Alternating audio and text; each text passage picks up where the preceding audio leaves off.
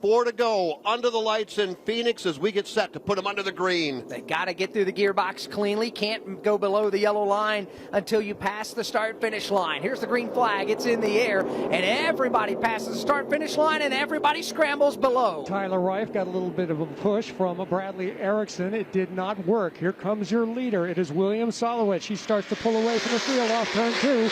Tyler Reif now in second. What a start by the 16-year-old. He did exactly what he needed to do.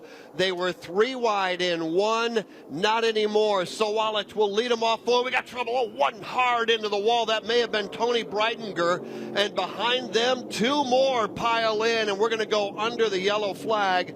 Tony Breitinger, the first one to pound the outside retaining wall, and then 2 more followed him in. Yeah, Tony Breitinger absolutely smashed that outside wall. Behind them, D.L. Wilson and Christian Rose got together as they were racing going into turn 3. While Breitinger was crashing, those 2 drivers got together.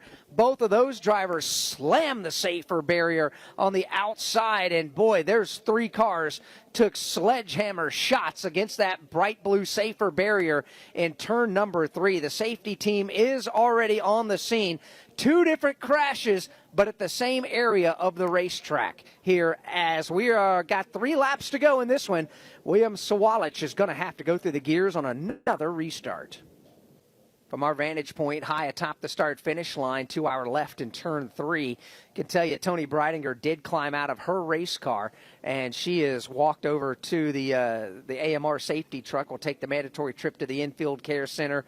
Same for D.L. Wilson. Saw him and Christian Rose. So hard crashes out there, 2 separate crashes, and both of those incidents put us under the caution flag as we're headed to overtime.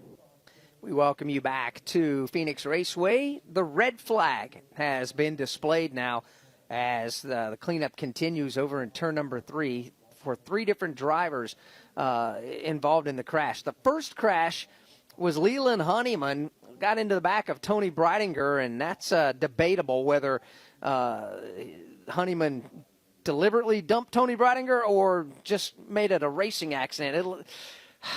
Todd, I know you've got a lot of experience looking at that. Nobody knows for sure, but boy, that it looked like it wasn't a very clean one. I've only caught the back half of the replays. I just haven't watched it clearly, but it looked like he got loose underneath her and used her up into the wall. I don't know if she turned down on him or not, but contact between the 2 of them and that put Tony up into the wall.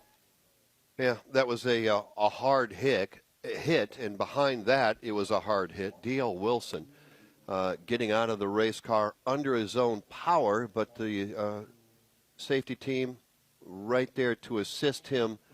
A little bit of a limp, but you know what? When you pound the wall as hard as they just hit the wall, you would expect that. Yeah, and D.L. Wilson, he's a Texas sheriff deputy by trade. He also ran for political office back in his native Texas, and this man is a tough customer, as tough as they come, being a Texas sheriff deputy, and he got banged up pretty good down there, but again, he was able to get to the AMR safety vehicle, for the most part, I would say 90% of his own power, just being assisted a little bit by the safety personnel as he walked over towards the ambulance, but hard crash over in turn number 3. That was a second crash behind the Breitinger crash that was happening about 100 yards in front of them. Christian Rose and D.L. Wilson got together, and both of those drivers slid up and pounded the safer barrier as well as cleanup continues in turn number 3.